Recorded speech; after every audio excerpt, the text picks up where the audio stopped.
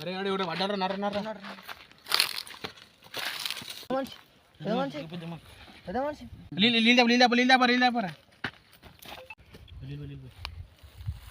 పెద్ద మనిషి పెద్ద మనిషి ప్రభు ఏమైనా చూడతాండ్రి ఓం సాయిరామ్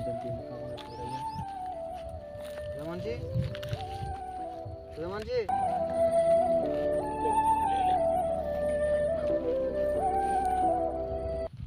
ఎవరు నువ్వు గిట్లెందుకు పాటు బేటా మేరా నామ్ మొహమ్మద్ అలీ, నాది వేరే ఊరు బేటా.